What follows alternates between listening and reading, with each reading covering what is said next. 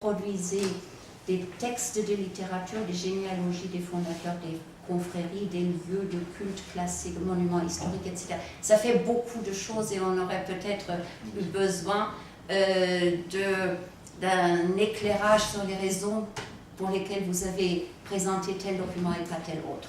Vous voyez, ça fait beaucoup. C'est très instructif, mais ça fait beaucoup. On aurait peut-être pu le classer. Vous l'avez classé, disons, expliciter les raisons pour lesquelles vous avez donné tel document et pas tel autre. Vous avez donc présenté un texte très lisible qui, parfois, comment est-ce que je vais dire ça, devient un peu victime d'effets rhétoriques. Je dirais, il y a parfois des énumérations qui sont un peu... en littérature orale, on parle parfois du style formulaire. Hein, ce sont comme des formules qui s'ajoutent. Bon, moi, ça m'a gêné un peu. Parfois, ça vous a probablement fait fourcher la langue quand vous parlez, vous alignez comme ça dans une série les viols, la pédophilie, l'homosexualité qui sont d'une actualité brûlante. Au départ, on peut penser que c'est effectivement un effet d'alignement et d'énumération de phénomènes que vous rattachez à la dégradation des mœurs, mais dans le corps de votre travail, vous reprenez cette distinction et je pense que, bon, on ne peut peut-être pas aligner les phénomènes au fond différents comme relevant de la même dégradation des mœurs. Par contre, cette question montre également votre implication en tant que citoyen, les raisons pour lesquelles vous êtes, entre autres, interpellé par ces pratiques. Je vous poserai simplement quelques questions sur un travail donc que je trouve que j'ai lu avec intérêt et qui est extrêmement instructif. Je regrette personnellement que vous qui connaissez la réalité du Sénégal, pourquoi ne pas avoir fait ou présenté davantage d'enquêtes de terrain? Vous les avez fait, vous nous avez bien dit que vous avez intégré un travail sur le terrain, mais par exemple moi en tant que quelqu'un qui s'intéresse au discours et à l'analyse des textes, on aurait aimé avoir par exemple des entretiens avec des marabouts pour nous dire leur motivation. Pourquoi est-ce qu'ils se positionnent comme ils le font? Comment est-ce qu'ils sont devenus membres d'une confrérie? Des choses comme ça, vous voyez, vous avez là une richesse absolument incroyable de terrain et d'accès,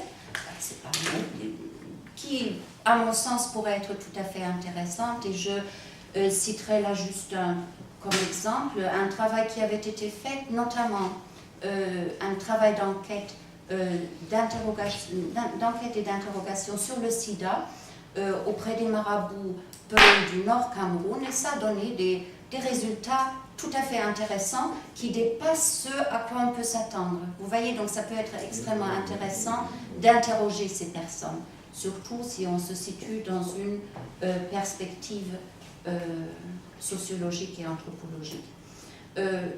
Autre question, vous avez constaté l'émiettement, mais qui, si j'ai bien lu votre texte, n'est pas du même degré dans chacune des confréries, et si je me souviens bien, vous dites que cet éclatement est essentiellement caractéristique de la Tidjania. Donc j'aurais aimé avoir un peu plus d'informations là-dessus. Pourquoi? Est-ce que c'est l'organisation interne? Pourquoi? Vous voyez? Vous le constatez. Là, quelqu'un qui ne connaît pas suffisamment le terrain aurait aimé avoir plus d'informations. Autre petite question, pour revenir sur l'une des raisons pour lesquelles vous êtes inquiet pour votre pays, c'est la question de la dégradation des mœurs. Et vous dites quelque part que je ne sais pas si c'est général, mais à la page 48, vous établissez un lien entre certaines pratiques, notamment incestueuses, dans les quartiers défavorisés. Question, on aimerait avoir plus d'informations là-dessus d'un point de vue sociologique. Est-ce que c'est vrai? Est-ce qu'il y a un lien entre statut social et ce que vous appelez dégradation des mœurs? Je pense que ce serait intéressant d'avoir plus d'informations là aussi, d'approfondir la question. On a, notamment en Occident, en Europe, abordé ces questions dans un passé pas très ancien, et on découvre des choses tout à fait intéressantes, notamment pour ce qui est de l'inceste qui ne concerne absolument pas un point de vue, un statut social, mais que ça peut être quelque chose de tout à fait partagé. Quatrième question, vous constatez là aussi, mais j'aurais aimé avoir plus d'informations. Pourquoi est-ce que les ONG islamiques et les confréries réagissent si peu? Vous constatez qu'il y a une sorte de non-réaction, d'absence, de prise de position des confréries et des ONG, mais pourquoi? Quelle est la raison de cela? Vous nous parlez de la lassitude des populations, peut-être que les confréries sont débordées, mais ça, c'est des questions qui, pour moi, pourraient être approfondies. Et j'aurais comme une hypothèse, peut-être de mon côté, la suivante. Dans votre approche, vous avez posé l'émiettement des confréries au niveau de l'hypothèse comme étant la cause de l'émiettement de l'autorité, n'est-ce pas? L'autorité du pouvoir des confréries. Mais la question pourrait peut-être être, est-ce que c'est cet émiettement qui est le seul facteur? Ou est-ce que c'est l'un des facteurs de quelque chose qu'on aurait peut-être pu poser autrement, à savoir pourquoi est-ce que l'autorité religieuse au Sénégal est-elle, on va dire, émiettée? Pourquoi est-ce qu'elle est affaiblie? Et à ce moment, on aurait peut-être pu avoir toute votre thèse magistrale comme une illustration de la part des confréries dans la question. Mais il y aurait peut-être d'autres facteurs qui pourraient être abordés et qui pourraient être, je ne sais pas, le statut même ou la fonction même des confréries qui sont certes une question d'identité, qui sont une question de foi, de vécu, de pratiques religieuses, de politique, d'économie, vous nous avez montré tout cela, mais qui sont une question d'identité aussi de ceux qui sont membres d'une confrérie. Et donc on se dit, s'il y en a 4 de ces confréries, et qu'en même temps c'est une question d'identité, d'appartenance, d'autodéfinition de l'individu en tant qu'appartenant à une communauté, s'il y en a 4 de ces confréries, peut-être qu'il y a des positionnements différents de ces confréries par rapport aux questions qui sont évoquées. Et donc, une autre hypothèse serait qu'effectivement, les confréries ont peut-être du mal à répondre à toutes ces questions, aussi parce que, si on le veut ou non, avec la mondialisation, le Sénégal et la société sénégalaise est confrontée à des valeurs qui sont différentes et qui sont apportées une fois de plus dans cette société. Donc, sans parler des migrations qui interviennent aussi pour peut-être changer la donne au niveau du pouvoir des confréries. Mais ce sont juste quelques hypothèses. Donc, si vous voulez, je trouve votre travail extrêmement intéressant. Je trouve que c'est important de s'interroger sur la réalité d'une société, d'essayer de trouver des solutions. Et donc, voilà, je trouve que vous avez fait un travail très intéressant. Merci. Merci infiniment, professeur Longa. Je vais tenter de répondre à vos questions, dont certaines sont extrêmement délicates. Non pas des questions délicates au point, il ne faut pas les énoncer très haut, mais délicates au plan de la formulation même de la question.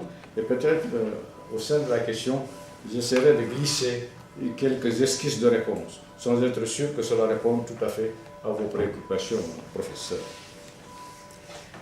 Alors, vous avez parlé de Khalifa. Et vous m'avez demandé si j'ai approché le cercle confrère. Vous avez parlé d'une énumération continue des travers sociaux. Pourquoi? Vous m'avez demandé ça.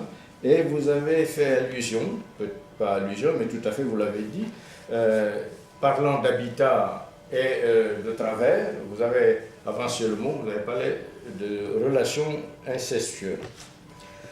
Vous avez ensuite parlé d'éclatement de la Tijania. Pourquoi? Je vais y répondre.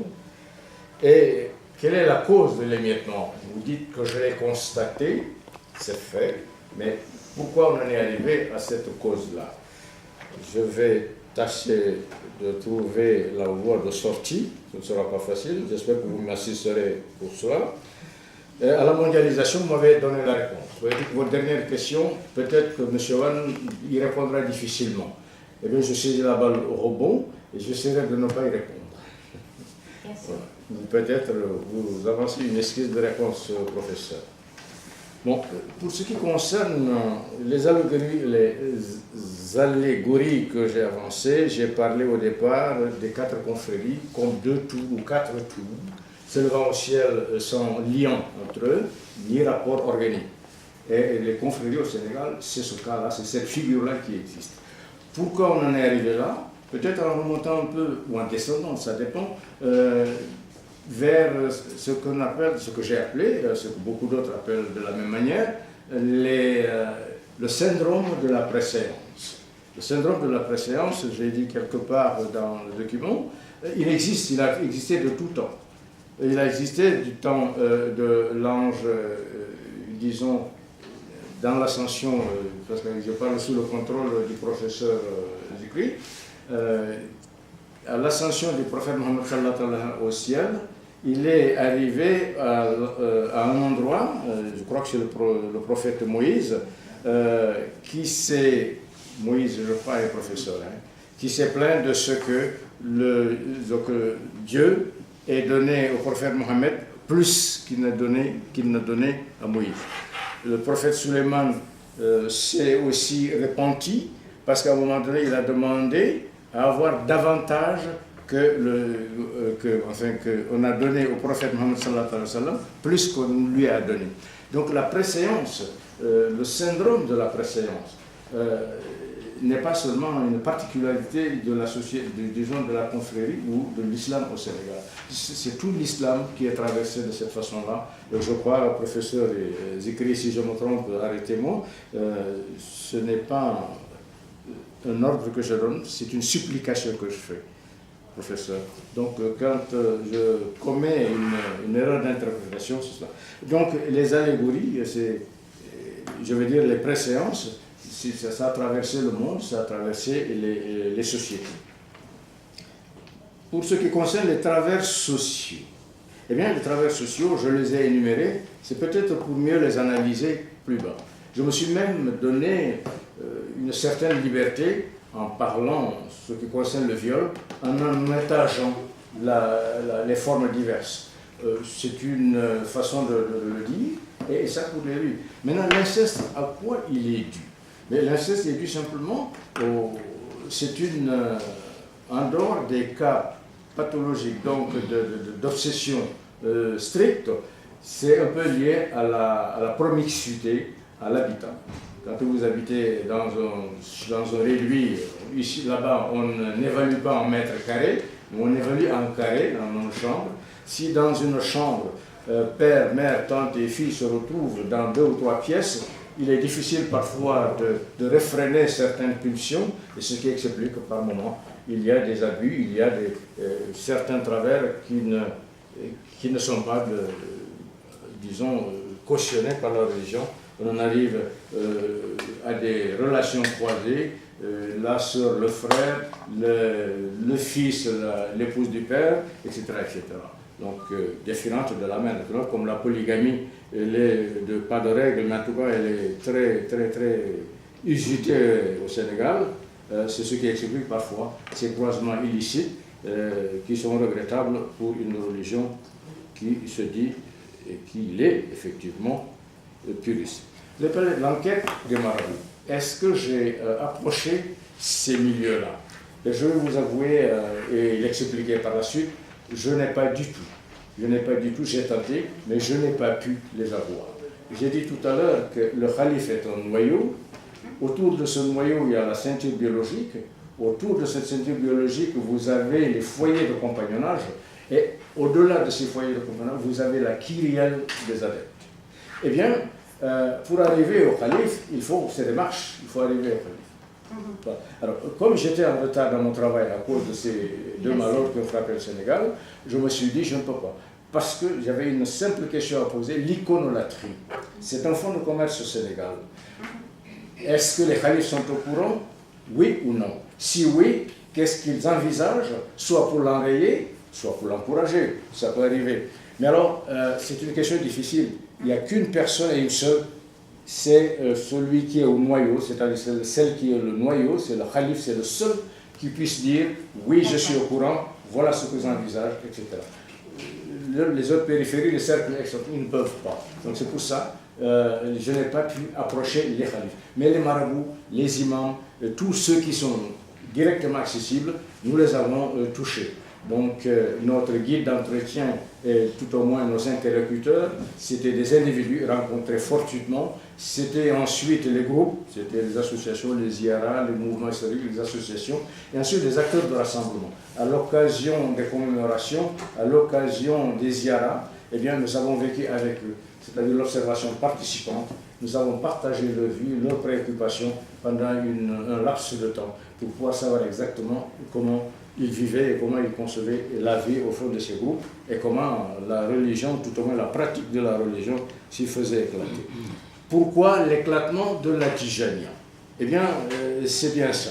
C'est une religion exogène, c'est une voie exogène qui est antérieure, postérieure, disons, à la Qadriya, parce qu'elle vient en seconde religion. Alors j'explique pourquoi j'ai mis Qadriya, Tijania, Layenia et Mouride. Hein, c'est dans l'ordre de leur apparition. Donc cette voie-là, elle est postérieure à la Qadriya. Et la Tijania, elle a éclipsé, disons, à un moment donné, il n'y avait que la Qadriya au Sénégal. Hein. Vous allez de Saint-Louis à Bakel, surtout à Guigilon, Chilon, c'est là le foyer de Qadriya, avec, comment il s'appelle, le nom me reviendra. Donc la Tijania a éclipsé,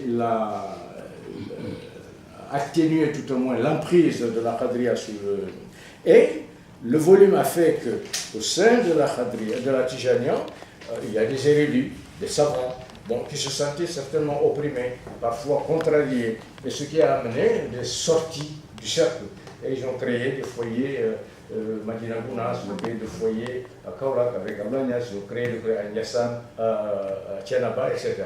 Donc tous ces foyers, c'est un peu lié à des réactions au sein d'une structure dans laquelle on se trouvait un peu, pour une raison ou pour une autre, à l'étroit. Et ils allaient créer leur foyer. Et c'est aussi lié, je le dis en passant, au système destruction, resurrection. Vous formez un adepte, il épuise ce que vous avez en savoir. Naturellement, vous en gardez pour pouvoir le domestiquer, mais quand il a épuisé votre bibliothèque, il le change de maître.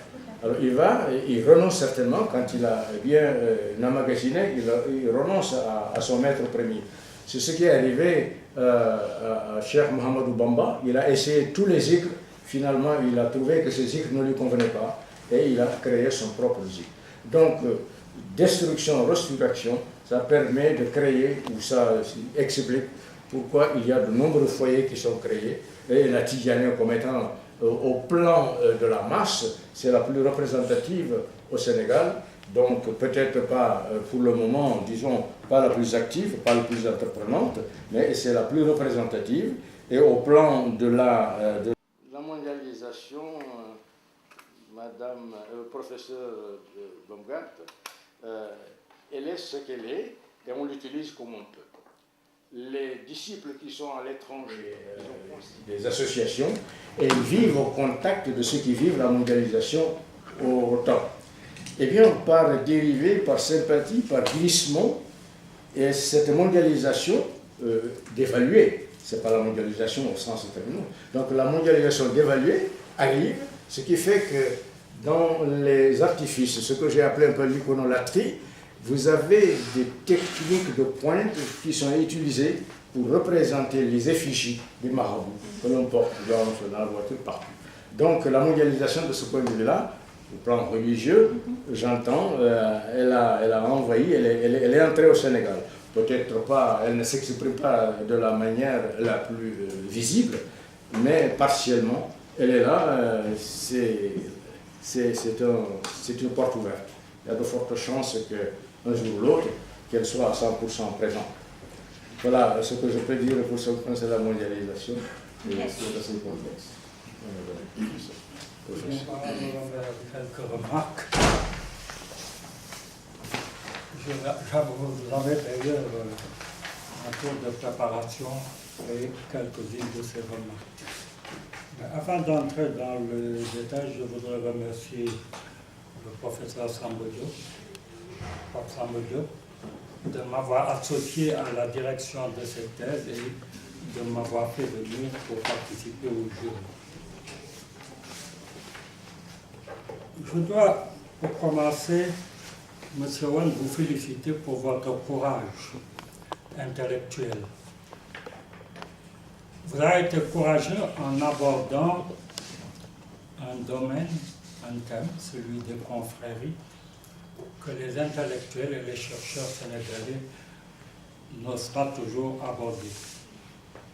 Et vous avez vu dans votre bibliographie, d'ailleurs, il n'y a pas beaucoup d'études concernant les confréries de la part des intellectuels sénégalais. Vous-même, vous en avez signalé la difficulté. C'est un sujet difficile et délicat, et vous-même, à plusieurs reprises, vous avez exposé les dangers auxquels vous allez être confrontés en faisant un tel travail. Je voudrais simplement vous citer rapidement. Page 219, vous dites « La non-réaction des scientifiques sénégalais serait certainement inspirée par la crainte de se voir coller l'étiquette d'hérétique de sectaire. Nous nous attendons à être estampillés de ce qualitatif, mais Dieu seul sait. » Ensuite, ailleurs, vous dites que vous allez faire l'objet de récriminations pernicieuses, exprimées en interjections indécentes, etc., etc. Donc, vous avez conscience du fait que vous travaillez sur un sujet délicat. Mais vous vous en êtes bien tiré dans l'ensemble. J'ai souligné tout à l'heure quelques petites difficultés. Vous vous en êtes bien tiré parce que votre travail est très original. Vous avez abordé, à mon avis, la question comme jamais personne ne l'a fait. Cela tant au point de vue des dimensions abordées que du point de vue du contenu et de la démarche. Votre travail est très riche, fourni, bien documenté. C'est une mine de renseignements. Vous avez précisé vraiment beaucoup de choses. Il y a beaucoup de temps fort, de bonnes pages. Vous avez d'abord bien décrit l'origine, l'organisation et la répartition, le fonctionnement et la répartition des confréries dans l'espace. Je cite les temps forts, vraiment, sociologiquement parlant. Hein.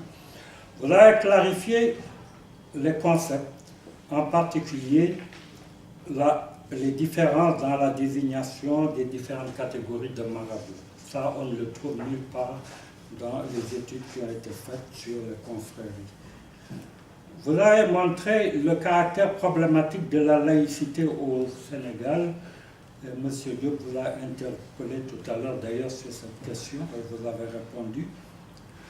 Et la façon dont l'État est pris en charge, est pris en otage par les marabouts. Mais ce qui est original dans votre travail, vous avez montré aussi comment les marabouts sont pris en otage par les politiques. Donc les deux dimensions. Vous avez bien identifié l'effet de syncrétisme et des déviations par rapport à l'islam universel, culte des saints, etc. Les cérémonies familiales, etc. Vous avez livré une bonne typologie de la mendicité, des mendiants, différentes catégories de mendiants. Vous les avez, il en reste, mais vous les avez bien analysées sociologiquement parlant, ce qu'on ne trouve nulle part également. Une bonne analyse des mœurs sénégalaises, et enfin, par rapport au grand moment de votre travail, vous avez réussi à bien défendre votre thèse, votre démarche logique.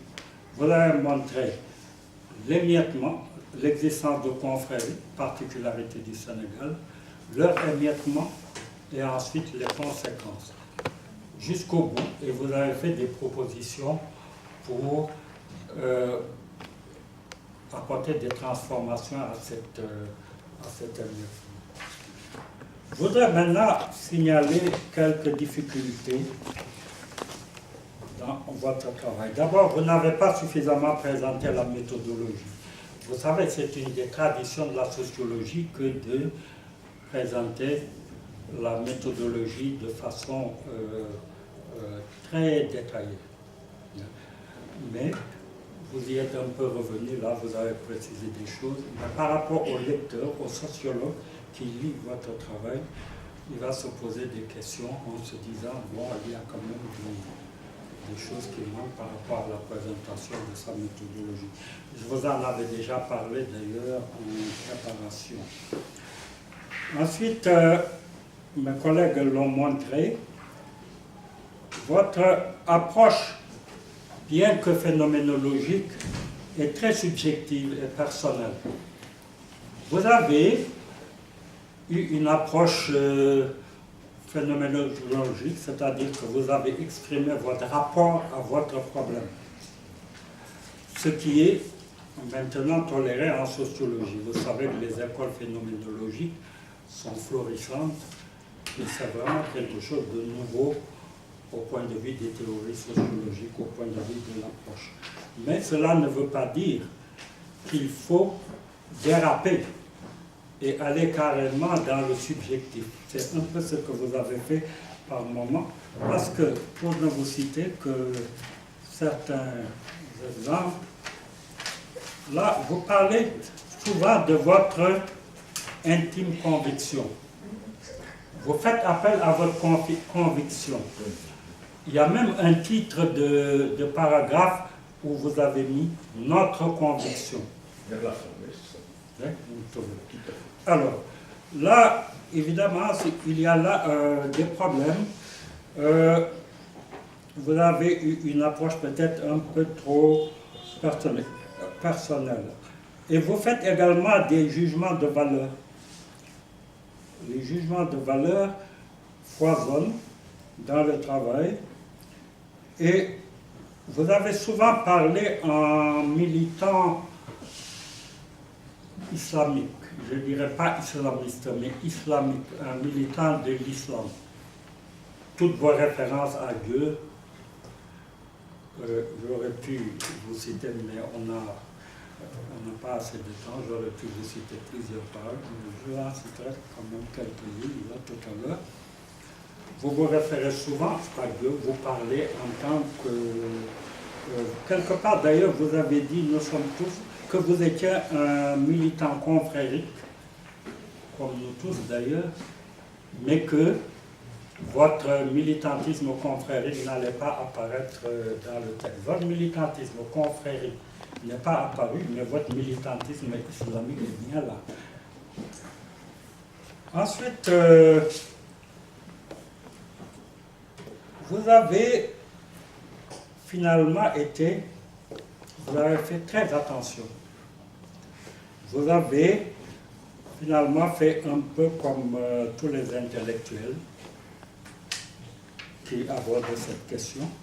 Souvent, vous n'êtes pas allé au fond des choses, ou bien, donc il y a beaucoup de non-dits, ou bien alors vous parlez par allusion, malgré votre engagement de dévoilement, et ensuite vous polémiquez souvent sans qu'on sache avec qui vous polémiquez. Et par rapport à certaines questions, et c'est dans cela que je dis que vous faites comme tous les intellectuels sénégalais, c'est peut-être à la limite inconscient. Vous faites des pirouettes. Quand il faut parler, aller au fond des choses, vous dites vous-même qu'il vaut mieux que vous vous entraîniez là, que vous vous arrêtez là et vous n'allez pas en autre chose. Je vais vous citer des exemples.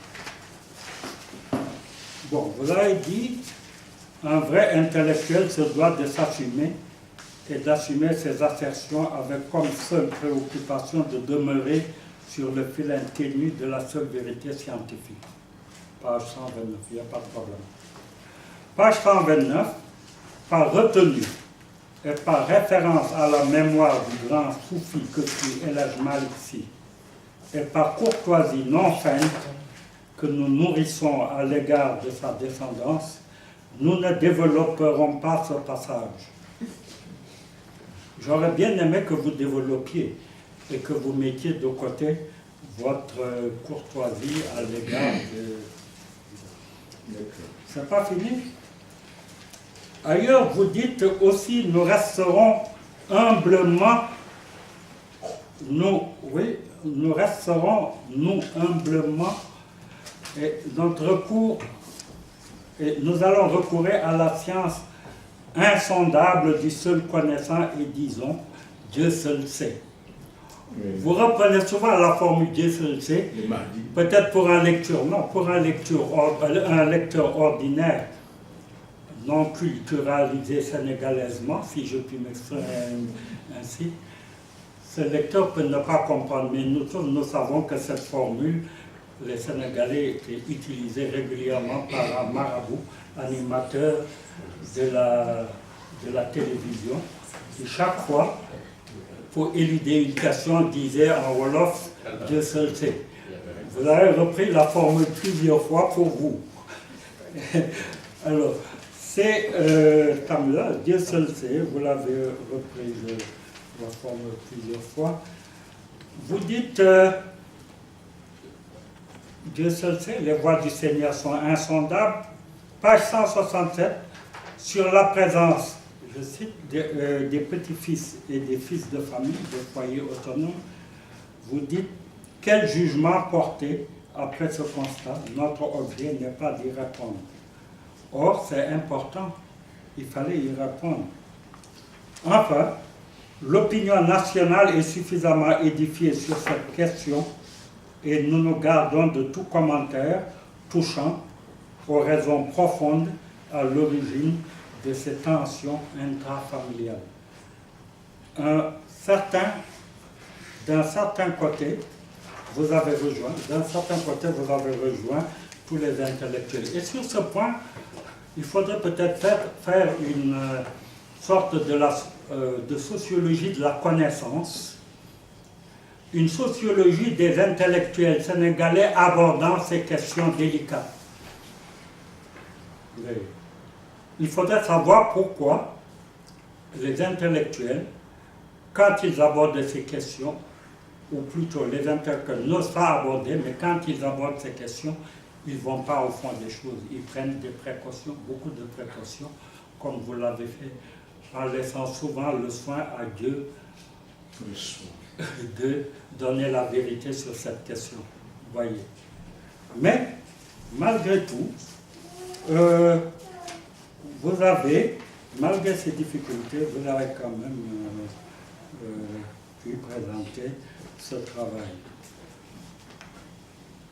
Le principal reproche que je vous ferai, c'est de n'avoir pas suffisamment fait recours à l'anthropologie, à la théorie anthropologique, pour apporter un éclairage à certains faits que vous évoquez, surtout les faits de syncrétisme. Vous avez bien identifié les faits de syncrétisme. Dans la liste que j'ai citée tout à l'heure, j'en ai parlé. Les faits vraiment de syncrétisme qui sont propres à l'islam sénégalais. Seulement, vous n'avez pas expliqué. Vous les avez identifiés, vous les avez bien décrits, mais vous n'avez pas expliqué. Et je crois que l'explication aurait pu se faire à partir de la tradition anthropologique, la théorie anthropologique. Je donne quelques exemples. Les structures familiales maraboutiques reproduisent les systèmes de parenté traditionnels. Par exemple, la dévolution du pouvoir qui pose beaucoup de problèmes au sein des structures maraboutiques.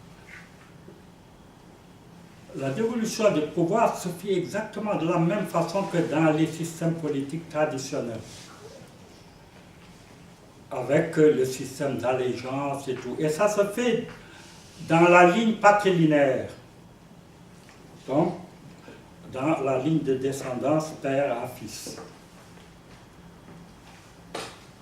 Le système maraboutique sénégalais a fait exception par rapport à cette règle. Il aurait fallu expliquer, il y a beaucoup de problèmes sur cette question.